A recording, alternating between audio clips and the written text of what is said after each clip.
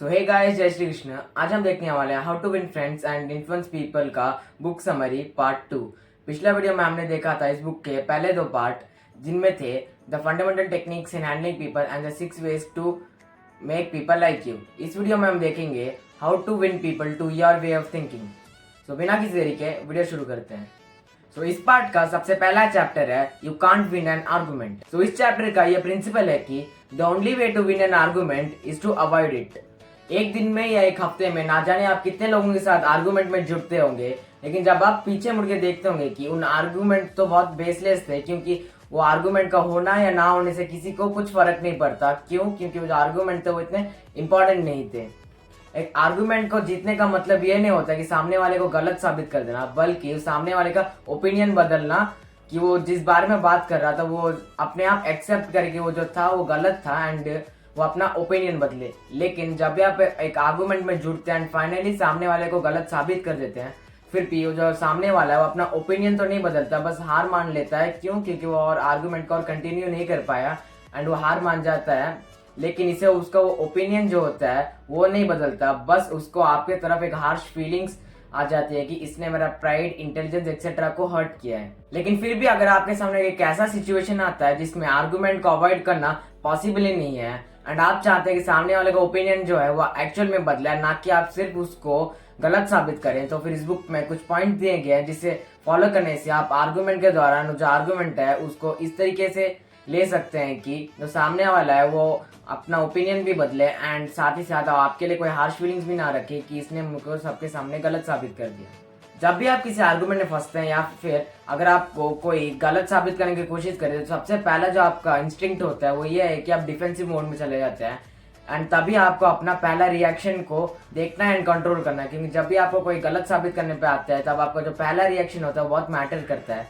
तो फिर ये जरूर देखिए कि आपका पहला रिएक्शन क्या होता है, उस पर कंट्रोल रखिए एंड देखिए कि आप सही रिएक्शन करते हैं। एंड नेक्स्ट जो है अपना जो टेम्पर है उसे कंट्रोल करिए। बहुत सारे आर्गुमेंट्स में लोगों को गुस्सा बहुत जल्दी आ जाता है, लेकिन आपका कंट्रोल सिर्फ आपके ऊपर है। तो फिर आप जरूर देखिए कि आपका जो गुस्सा है वो आपके कंट्रोल में रहे। एक आर्गुमेंट शुरू करने से पहले या फिर अपनी बात रखने से पहले सबसे पहले आपके ओपोनेंट को सुनना चाहिए कि आपका जो ऑपोजिट इंसान है जो आपके साथ आर्गुमेंट कर रहा है वो आखिर वो क्या बोल रहा है। क्योंकि अगर आप उसकी बात बिना सुने बस ऐसे ही बोलते रहे तो ना आप अग्री करेंगे ना वो सामने वाला अग्री करेगा।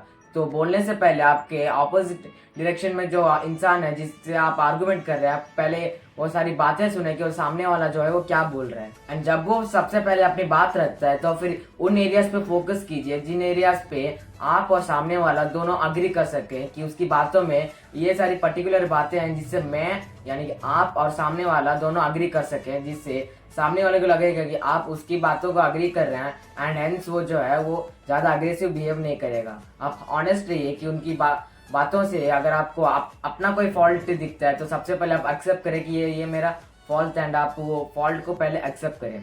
आप ऑनेस्टली आपको जो सामने वाला है उसके एक पॉइंट ऑफ व्यू से देखें कि आखिर वो क्या बोलना चाह रहे हैं, किस बेसिस पे बोल रहा है, ताकि आप एक्चुअली में समझ पाए कि वो ये आर्गुमेंट जो है वो क्यों कर रहे हैं। और रही बात इंडिया की, इंडिया में तो बहुत सारे लोग आर्गुमेंट शुरू होने से पहले गाली गलौज और चप्पल उठा लेते हैं।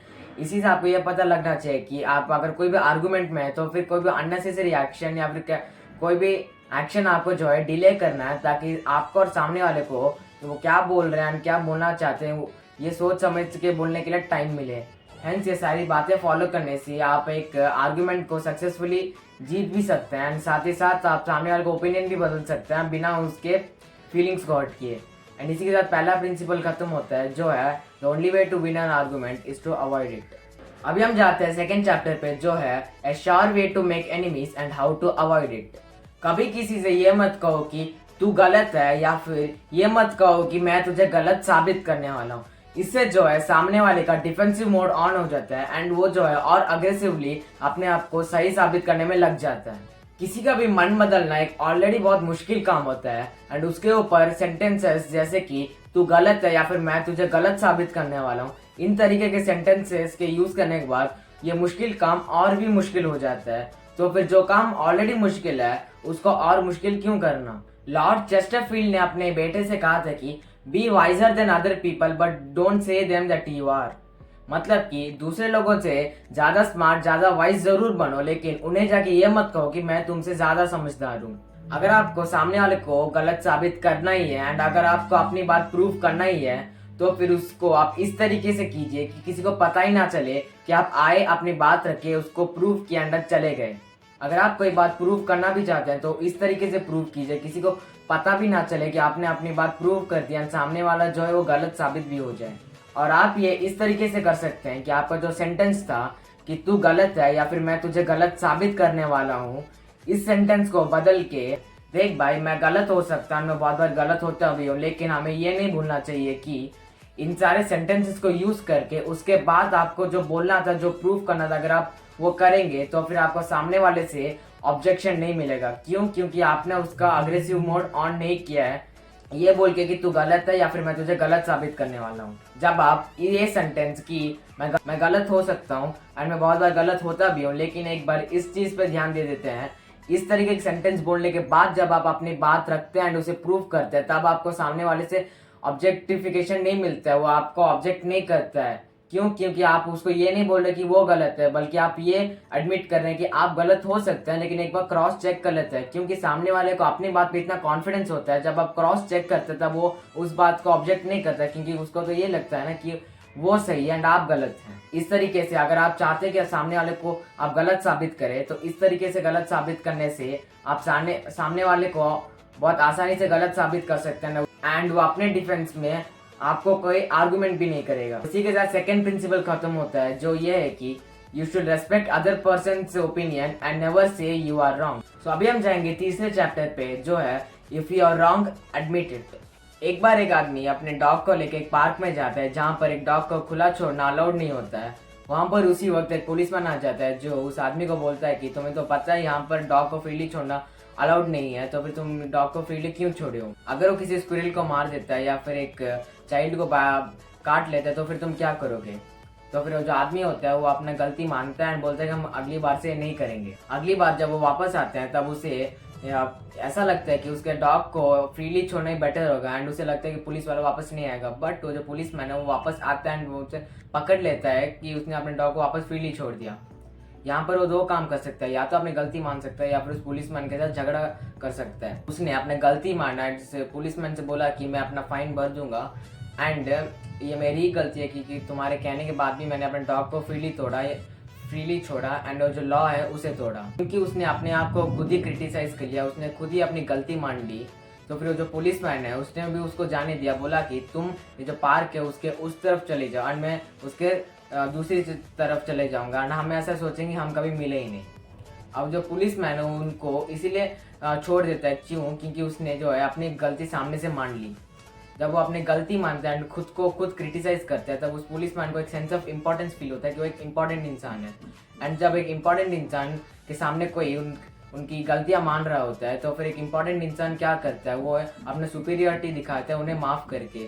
हेंस वो जो पुलिसमैन है वो उन्हें माफ कर देता है, उन्हें जाने देता है। क्यों? क्योंकि वो जो आदमी था उसने अपनी गलती एडमिट की थी, इसीलिए वो बच गए। देखो आपकी अगर आप ऐसे सिचुएशन में फंस जाते हैं कि आपका क्रिटिसिज्म होना ही होना है, कि कोई आपको क्रिटिसाइज करने वाला या डांटने वाला ही है, तो फिर वो करे उससे पहले आप खुद ही को क्रिटिसाइज कर ले एंड खुद की गलती मान ले। क्योंकि किसी और के मुंह से हमारी गलती सुनने से बेटर है हमको खुद ही अपनी गलती एडमिट कर ले एंड माफी मांग ले। इससे सामने वाला जो है खुद को सुपीरियर भी समझता है एंड बिना किसी फालतू के झगड़े के वो जो प्रॉब्लम है वो भी सॉल्व कर देता है। यही अगर वो उस आदमी ने अपने गलती ना मान के अगर उस पुलिस वाले के साथ झगड़ा किया होता तो फिर वो बात कहाँ से कहाँ तक पहुंच जाती, लेकिन क्योंकि उसने अपनी गलती माना तो वो बात वहीं खत्म हो गई एंड वो बच गया। इसी से हमें हमारा तीसरा प्रिंसिपल पता चलता है कि if you are wrong admit it quickly and empathetically. अभी हम जाएंगे अपने अगले चैप्टर पे, जो है अ ड्रॉप ऑफ हनी। मान लीजिए आप एक कोल कंपनी के मालिक हैं एंड आपका जो कोल कंपनी के माइनर्स है वो स्ट्राइक में आ जाते हैं कि हमारा वेजेस को बढ़ाओ। वो खून खराबा करते हैं, आपके प्रॉपर्टीज को डिस्ट्रॉय करते हैं एंड बहुत सारे राइट्स लाते हैं एंड आपको उनको एड्रेस करने के लिए वहां पर जाना ही पड़ेगा। तो फिर इस सिचुएशन में आप करेंगे क्या?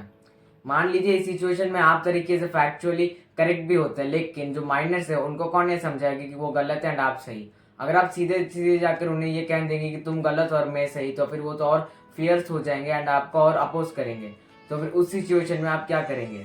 इसी सेम सिचुएशन में थे जॉन डी रॉकफेलर, जिनकी कंपनी के माइनर्स स्ट्राइक पे आ गए थे, जो हायर वेजेस डिमांड कर रहे थे।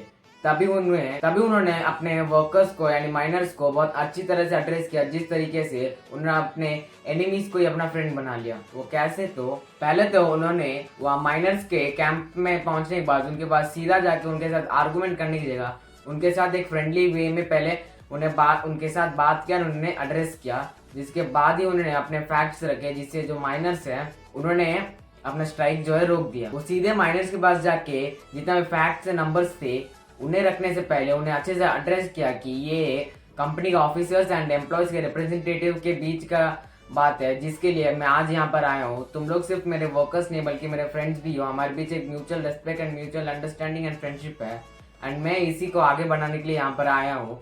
ऐसे एक फ्रेंडली वे में अपने बात को शुरू करके उन्होंने जो उन माइनर्स को अपने फ्रेंड्स बना लिया, जिन्हें अगर वो 2 हफ्ते पहले मिलते तो फिर वो तो शायद उनका जान भी ले लेते। अब्राहम लिंकन ने कहा है कि ए ड्रॉप ऑफ हनी अट्रैक्ट्स मोर बीज देन ए गैलन ऑफ गाल, यानी कि हनी का एक छोटा सा ड्रॉप एक गैलन से भी ज्यादा बीज को अट्रैक्ट कर सकता है। तो फिर अगर आप अपनी जो बात है जहाँ पर आपको आर्गूमेंट करना ही पड़ेगा, वहाँ पर एक फ्रेंडली वे में अपना बात रखते हैं, यानी कि सामने वाले से बात करने से पहले उनके साथ एक फ्रेंडली वे में इंटरेक्ट करते हैं, तो फिर आपका जो आर्गूमेंट है या फिर जहाँ पर आपको अपने पॉइंट्स प्रूव करने पड़ेंगे, वहाँ पर आपका कन्वर्सेशन सक्सेसफुल रहेगा। इसी के साथ हमारा 4th प्रिंसिपल पता चलता है, जो है begin in a friendly way. अभी हम देखेंगे हमारा 5th चैप्टर, जो है द सीक्रेट ऑफ सोक्रेट्स। जब भी आप किसी टॉपिक के बारे में आर्ग्यू करते हैं या फिर डिस्कस करते हैं, सबसे पहले उन चीजों के बारे में बात करने से जिन चीजों के बारे में आप और सामने वाला दोनों अग्री कर सके, ना कि उन चीजों के बारे में जिसमें आप डिसअग्री कर सके। तो सबसे पहले तो अगर आप किसी बात में या किसी टॉपिक में के बारे में बात कर रहे हैं जहाँ पर आपको कोई ना कोई एक फाइनल डिसीजन पे आना ही है और आप चाहते हैं कि जो सामने वाला है वो आपकी बात से सहमत हो, तो फिर आपको क्या करना चाहिए? अगर आप कोई ऐसी बात करते हैं जिससे सामने वाला आपकी बात ना माने और हाँ की जगह ना कहे, तो फिर वो जो है अपनी बात पे अड़े रहेगा। प्रोफेसर ओवरस्ट्रीट ने कहा है कि अगर एक पर्सन एक कन्वर्सेशन के दौरान नहीं ऐसा अगर बोलता है कि आपकी बात पे वो नहीं बोलता है, कि वो सहमति नहीं दिखाता है, तो फिर वो उसका जो माइंड एंड बॉडी है वो उसको फोर्स करेगा कि तू अपने बात पे अड़े रहे और ना ही कर एंड सामने वाले से डिसएग्री कर। लेकिन अगर आप सामने वाले के साथ पहले उन चीज़ों के बारे में बात कर देते हैं जिससे वो आपका जवाब हाँ दे, कि आप एक टॉपिक के बारे में बात कर रहे हैं और उस टॉपिक में अगर कुछ ऐसे पॉइंट्स है जिसमें आप और सामने वाला दोनों अग्री करते हैं, वो उस पॉइंट्स के लिए हाँ भी करेगा कि हाँ ये सही है, तो फिर सबसे पहले उन पॉजिटिव पॉइंट्स के बारे में बात कीजिए जिससे सामने वाला जल्दी से जल्दी ये बोले कि हाँ ये भी है, हाँ ये सही है। क्योंकि अगर सामने वाला सबसे पहले ना बोल देता है तो फिर उसका माइंड एंड बॉडी इसको फोर्स करेगा कि तो अपनी बात पे अड़े रहे, नहीं तो तू गलत साबित हो जाएगा। वही अगर सामने वाला सबसे पहले अगर हाँ बोलता है कि हाँ ऐसा भी हो सकता है, हाँ ये सही है, तो फिर वो और ओपन रहेगा और एक्सेप्टिंग रहेगा कि हाँ ये सामने वाला सही बोल रहा है, इसके और मेरी बातें मेल खा रही है। तो फिर अगर वो बार बार हाँ बोलता रहेगा कि उसको ऐसा फील होगा कि सामने वाला एंड आपका जो बात है दोनों सेम टू सेम है, एंड क्योंकि वो आपकी बातों के साथ अग्री कर रहा है, उसका माइंड एंड बॉडी उसको और बोलेगा कि तो अगर इसके साथ अग्री कर रहा है तो फिर और अग्री कर, क्योंकि तुम दोनों की बातें मेल खा रही है। तो सोक्रेट्स का यही सीक्रेट है कि सबसे पहले जो सामने वाला है उसको बार बार हाँ कहने पे मजबूर कीजिए, यानी कि आपकी बातों में जो अगर ऐसे पॉइंट्स मिलते हैं जिससे आप दोनों अग्री करते हैं तो सबसे पहले उन पॉइंट्स के बारे में बात कीजिए। इसी के साथ हमें हमारा 5th प्रिंसिपल पता चलता है कि make the other person say yes and yes again and again. So अभी हम देखेंगे हमारा 6था प्रिंसिपल, जो है the safety valve in handling complaints. देखो ये एक सच बात है कि मैं हूँ या आप या फिर आप किसी से भी बात करें, लोगों को सुनने से ज्यादा बोलना अच्छा लगता है। तो फिर एक बार ये सोच के देखो, अगर आपको किसी से भी बात करना है, किसी से भी फ्रेंड्स बनना है, तो सबसे पहले आपको उनके साथ बात करना पड़ेगा। एंड अगर आप चाहते हैं कि वो इंटरेस्टिंगली आपके साथ बात करें, तो फिर वो सामने वाला आपके साथ इंटरेस्टिंगली बात कैसे करेगा? तभी जब आप उसको बोलने का मौका दोगे। एंड अगर आप उनके साथ बात कर रहे हैं तो ऑब्वियसली आप अपने बातें भी रखेंगे, लेकिन वो इंसान तभी आपके साथ इंटरेस्ट के साथ बात करेगा जब आप उन्हें ज्यादा बोलने का मौका दें। अगर सामने वाला आपके बारे में कंप्लेंट कर रहा है या फिर आपको सामने वाले के साथ दोस्ती करनी है, तो फिर अगर आप सामने वाले को ज्यादा बोलने देंगे तो फिर ये आप ही के लिए फायदेमंद होगा। ऐसा क्यों? तो लोगों को अपनी प्रॉब्लम्स के बारे में या फिर अपने लाइफ में क्या चल रहा है उस बारे में आपसे ज्यादा पता है। तो फिर अगर उन्हें आपके साथ बात करना है तो फिर वो अपने एक्सपीरियंसेस से अपने प्रॉब्लम्स वगैरह आपसे शेयर करेंगे। और अगर आप उनके साथ किसी ऐसी चीज के बारे में बात कर रहे हैं जिसके बारे में आप डिस्कस कर रहे हैं या फिर वो एक आर्गुमेंट की तरफ लीड कर सकता है, तो फिर अगर आप उनको इंटरप्ट ना करके उन्हें बोलने दें, ये आपके लिए फ़ायदेमंद हो सकता है। आपको एक एग्जाम्पल के साथ बोलता हूँ। न्यूयॉर्क के एक एजेंसी में एक काउंसलर थी जिन्हें सब पसंद करते थे, लेकिन वो सब उन्हें पसंद करने से पहले जब उनके उस एजेंसी में शुरुआती दिन थे, यानी कि पहले कुछ महीने, तब उन्हें कोई पसंद नहीं करता था। क्यों? क्योंकि वो अपने काम के बारे में लोगों को बताती रहती थी कि वो कितनी अच्छी है अपने काम में, वो कितनी महारत है अपने काम में, वो अपने काम को कितने अच्छे से करते हैं, उनके पास कितना स्किल्स है वगैरह वगैरह। लेकिन जब उन्होंने इस बुक के बारे में जाना और इस बुक का कोर्स लिया, इस बुक के बारे में पढ़ा एंड इस बुक को रियल लाइफ में यूज़ किया, तब उन्हें पता लगा कि अगर एक बार वो अपने बारे में बोलने से ज़्यादा सामने वाले को बोलने देंगे तो मे बी वो और फ्रेंड्स बना सकते हैं उस ऑफिस में। तो फिर वो क्या करते हैं कि अपने अचीवमेंट्स एंड अपने अकम्पलिशमेंट उन सबको कम करके लोगों को ज़्यादा बोलने देती है, जिससे लोग अपने बारे में ज़्यादा बोलते हैं, उनके साथ ज़्यादा इंटरेस्टेड रहते हैं, उनके साथ बात करने में ज़्यादा इंटरेस्ट रखते हैं। जिस कारण सिर्फ जब भी उन्हें पूछा जाता है सिर्फ तभी वो अपने अचीवमेंट्स के बारे में बात करते हैं, ज़्यादातर लोगों को बात करने देते हैं एंड वो थोड़ा कम बात करती है। जबकि वो पहले ज़्यादा बात करती थी, लोगों के बात कम सुनती थी, लेकिन जब उन्होंने इसका रिवर्स किया यानी ज़्यादा सुनने लगी एंड कम बोलने लगी, तब वो बेस्ट लाइक एम्प्लॉय बन गई और काउंसलर बन गई उस एजेंसी का। तो इसी के साथ हमें हमारा प्रिंसिपल 6 पता चलता है, जो है कि let the other person do a great deal of talking. तो अभी हम जाएंगे अपने अगले चैप्टर पे, जो है हाउ टू गेट कोऑपरेशन। एक आर्टिस्ट थे यूजिन वेसन, जो अलग अलग डिजाइन एंड स्केच बनाते थे स्टाइलिस्ट और टेक्सटाइल मैन्युफैक्चरर्स के लिए। वन ऑफ द लीडिंग उस समय के बेस्ट स्टाइलिस्ट को वो अपने स्टूडियो में बुलाते थे और उन्हें दिखाते थे कि ये मेरे स्केचेस हैं, आपको अगर ये पसंद आता है तो आप इन्हें खरीदिए। वो जो रीडिंग स्टाइलिस्ट है वो कभी उससे मना नहीं करते थे, हमेशा उसके स्टूडियो में आते थे। वो हर हफ्ते एक बार उसके स्टूडियो में आते थे एंड ये सिलसिला लगातार 3 साल तक चलता रहा। लेकिन पिछले 3 साल में उन्होंने यूजिन वेसन को पूरे 150 बार विजिट किया, पर एक बार उनका स्केचेस नहीं खरीदे। इसी से फ्रस्ट्रेट हो गए यूजिन वेसन ने एक बार सोचा कि मैं अभी ह्यूमन बिहेवियर के ऊपर एटलीस्ट एक बार स्टडी करूंगा एंड जानूंगा कि मैं कैसे अपने जो स्केचेस है उन्हें बेच सकूं। यूजी ने ह्यूमन बिहेवियर के ऊपर स्टडी किया एंड ये सोचा कि अगर मैं कैसे भी करके जो स्टाइलिस्ट है उसे ये ऐसा फील करवाऊं कि ये जो आइडिया है स्केचेस का या फिर डिज़ाइन है वो उन्हीं का है, तो फिर वो शायद ये खरीद ले। उन्होंने एक बार क्या किया, अपने जो स्केचेस थे उन्हें सिर्फ 50% कंप्लीट किया एंड उसने हाफ फिनिश्ड स्केचेस को लेके उस स्टाइलिस्ट का ऑफिस में गया एंड उन्हें जाकर ये कहा कि ये जो स्केच है इन्हें मैंने सिर्फ आधा कंप्लीट किया है एंड आप मुझे आइडिया दो कि मैं इन्हें किस तरह से बनाऊं कि ये आपके लिए यूजफुल भी हो एंड आप इन्हें खरीदें। जो स्टाइलिस्ट होता है वो बोलता है कि तुम इन्हें यहाँ पर रख जाओ, मैं कुछ दिन बाद बोलूँगा कि इन्हें कैसे स्केच बनाना है। वो जो है बाद में को स्टाइलिस्ट है वो कुछ दिन बाद वेसन के पास जाते हैं, वेसन को बोलते हैं कि ये तरह के जो स्केचेस है, मुझे ये स्केचेस को इन पर्टिकुलर इन टाइप्स में चाहिए जिससे मुझे यूजफुल भी लगे, मैंने खरीद लूँ। तो यूजिन है जिसने सिर्फ वो स्केचेस को 50% बनाया था, उस स्टाइलिस्ट के आइडिया मिलने के बाद उसने उस स्केचेस को 100% बना लिया, यानी 50% काम यूजिन का था एंड 50% काम उस स्टाइलिस्ट का था।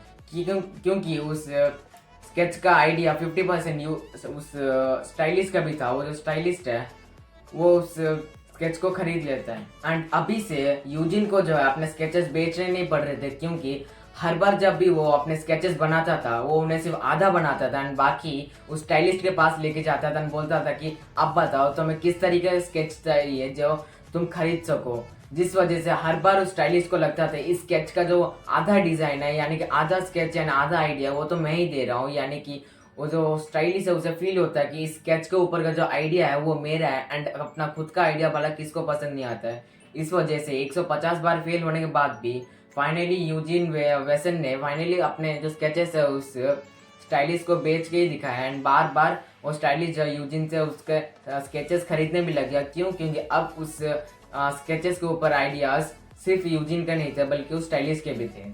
इससे हमें हमारा 7th प्रिंसिपल पता चलता है कि let the other person feel that the idea is his or hers. अभी हम देखेंगे हमारे 8th चैप्टर जो है a formula that will work wonders for you. Sam Douglas नाम से एक पर्सन था जो अपनी वाइफ के साथ न्यूयॉर्क में रहा करता था। वो रिसेंटली अपने नए घर में शिफ्ट हुए थे एंड कुछ महीने बीतने के बाद वो देखता है कि उसकी जो वाइफ है उनका जो यार्ड होता है वहाँ पर उनकी वाइफ गार्डनिंग का काम करती थी। सैम डगलस जो एक मैन होते हुए चीज़ों को बड़े लॉजिकल व्यू में देखते थे। वो देखते थे कि उनकी वाइफ को गार्डनिंग करने के बाद भी जो गार्डन है वो सेम टू सेम रहता था, ना कि वहाँ पर कुछ पर्टिकुलर चेंजेस आते थे, ना ही वो और ज़्यादा ब्यूटीफुल दिखता था। तो फिर वो जो अपनी वाइफ को एक टाइप ऑफ क्रिटिसिज्म देता है, क्रिटिसाइज भी नहीं है लेकिन फिर भी एक टाइप ऑफ ऐसा देते हैं कि तुम क्यों ये काम करते हो जब इसे कोई चेंजेस भी नहीं आता है।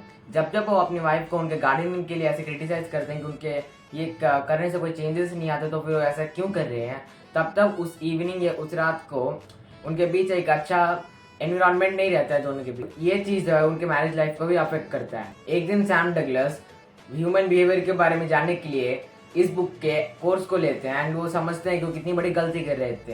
एंड उन्हें फिर पता चलता है कि उनकी वाइफ जो ये सब है सिर्फ अपने पर्सनल सेटिस्फेक्शन के लिए करती थी। क्यों? क्योंकि उनकी वाइफ को गार्डनिंग पसंद था, भले उसे कोई चेंजेस आए ना आए। तो फिर उन्होंने अपना तरीका बदला एंड अपनी वाइफ को क्रिटिसाइज करने की जगह उन्होंने अपने वाइफ के पॉइंट ऑफ व्यू से देखा कि भले यहाँ पर कोई चेंजेस हो या ना हो, उन्हें बस ये करने से पर्सनल सेटिस्फेक्शन मिलता है। तो फिर उन्होंने नेक्स्ट टाइम से उनकी वाइफ को हेल्प करने चालू कर दिया गार्डनिंग के टाइम। एंड जब जब वो ऐसा करते थे उस इवनिंग को या उस रात को वहाँ फैमिली का माहौल जो रहता था बहुत अच्छा रहता था। इसी से उनका जो मैरिड लाइफ था वो आगे भी सक्सेसफुल चलने लग गया। एंड ऐसा क्यों भला? क्योंकि जो सैम डगलस है उन्होंने सारी जो चीज़ें हैं वो अपनी वाइफ के पॉइंट ऑफ व्यू से देखा एंड ज़्यादा लॉजिक ना लगा, ज़्यादा अपनी सोच ना लगा। ये सोचा कि अगर मुझे कोई काम करना अच्छा लग रहा है, भले उसे रिजल्ट ना आए लेकिन मुझे अच्छा लग रहा है, तो फिर वो मैं काम करूँगा जो उनकी वाइफ को मिल रहा था गार्डनिंग करके। इसलिए उन्होंने अपनी वाइफ के पॉइंट ऑफ व्यू से देखा एंड अपना बिहेवियर चेंज कर क्रिटिसिज्म से छोड़ के उनके साथ गार्डनिंग करने के लिए अकम्पनी करने के लिए। इस वजह से उनका जो मैरिड लाइफ है वो भी आगे अच्छा चलने लगा। इसी से हमें हमारा 8वां प्रिंसिपल पता चलता है जो है कि try honestly to see from the other person point of view. अब हम देखेंगे हमारा 9th चैप्टर जो है व्हाट एवरीबडी वांट्स। अगर मैं आपको एक ऐसा सेंटेंस या फ्रेज दूं अगर मैं आपको एक ऐसा सेंटेंस या फ्रेज दे दूं जिससे सारे के सारे आर्गुमेंट्स खत्म हो जाए, सामने वाले को अगर आपके लिए कोई बुरी फीलिंग्स है वो चल जाए, अच्छी फीलिंग्स आए एंड साथ ही साथ वो जो है आपकी बातें ध्यान से सुनने लग जाए, तो फिर वो क्या सेंटेंस होगा? वो सेंटेंस होगा कि मैं तुम्हारी फीलिंग्स के लिए तुम्हें रद्दी भर भी दोषी नहीं मानता। अगर मैं तुम्हारी जगह पर होता तो मैं भी सेम टू सेम ऐसा ही फील करता। डॉक्टर आर्थर आई गेट्स ने अपने बुक एजुकेशनल साइकोलॉजी में ये बोला है कि वो एक फीलिंग, वो एक इमोशन है, वो एक डिजायर जो एक ह्यूमन बहुत ज़्यादा क्रेव करता है वो है दूसरों से मिलने वाली सिंपैथी। इसी कारण एक छोटा बच्चा जो है अपने चोट को बहुत लोगों को दिखाता था कि उसे सिंपैथी मिल सके। लोग अपने एक्सीडेंट्स एंड मिसफॉर्च्यून्स या फिर इल फॉर्च्यून को लोगों को बार बार कहते ताकि उन्हें उनसे सिंपैथी मिल सके। सिंपैथी एक ऐसा इमोशन है जो एक इंसान सबसे ज़्यादा क्रेव करता है। इसलिए अगर आप सामने वाले को उसके आइडियाज या डिजायर्स के लिए उसे सिंपैथाइज करते हैं या फिर सिंपैथेटिकली उसे बात करते हैं, तो फिर आप बहुत इजीली उसे अपने वे ऑफ थिंकिंग में अट्रैक्ट कर सकते हैं। एंड इसी से हमें हमारा 9th प्रिंसिपल पता चलता है जो है sympathise the other persons ideas और डिजायर्स। तो फिर हम 10th चैप्टर से सीधा जंप करके 11th चैप्टर पे आएंगे क्योंकि 11th चैप्टर मुझे ज़्यादा इफेक्टिव लगता है एंड वीडियो भी बहुत लंबा बन रहा है। तो इसी बात पे 11th चैप्टर देखते हैं जो है the movies do it, TV does it, why don't you do it. James B Boynton को एक लंबा लेंदी मार्केट रिपोर्ट प्रेजेंट करना था जो था मार्केट के सारे कोल्ड क्रीम्स के बारे में। उसे ये रिपोर्ट जो है एक बहुत बड़े एंड फेमस फॉर्मिडेबल बिजनेसमैन जो एक एडवर्टाइजमेंट बिजनेस चलाता था, जो एडवर्टाइजमेंट बिजनेस के टॉप में आता था, उसे प्रेजेंट करना था। जब जेम्स बी बॉयटन उसके ऑफिस में जाता है तब ये डिस्कस करने की जगह कि ये जो मार्केट है उसका बारे में क्या रिपोर्ट है, मार्केट में अभी कौन सा क्रीम टॉप पे चल रहा है, कौन सा अच्छा परफॉर्म कर रहा है, उसके बजाय इस मार्केट में जो स्टडी या इन्वेस्टिगेशन हुआ, उनके जो मेथड्स यूज हुए थे वो मेथड सही थे या गलत थे, उस पर आर्गूमेंट चालू हो गया। जेम्स बी बॉयटन ये कहते थे कि उनका जो इन्वेस्टिगेशन का मेथड था वो सही है एंड जो सामने वाला बंदा था वो कहता था कि गलत है। ये आर्गूमेंट ऐसे चलता रहता था। लास्ट में जेम्स बी बॉयटन उसे गलत भी साबित कर देते हैं अपने सेटिस्फेक्शन के और पे कि वो गलत था एंड ये सही है। लेकिन फाइनली हुआ कि वो जो इंटरव्यू था या फिर उनका जो प्रेजेंटेशन था वो तो वेस्ट गया क्योंकि पूरे 2 घंटे उसे आर्गूमेंट करने में निकाल दिया एंड असली रिपोर्ट का जो बात होना था वो तो हुआ ही नहीं। अगली बार जब जेम्स बी बॉयटन को वापस सेम इंसान के साथ वही सेम रिपोर्ट प्रेजेंट करना था नेक्स्ट इंटरव्यू में, इस बार जेम्स बी बॉयटन कुछ अलग करते हैं। वो क्या करते हैं तो वो जो है 32 अलग कंपनीज के क्रीम को 32 अलग जार में डाल देते हैं एंड उन पे अलग अलग टैग लगा देते हैं उनके ऊपर जो स्टडी हुआ था वो।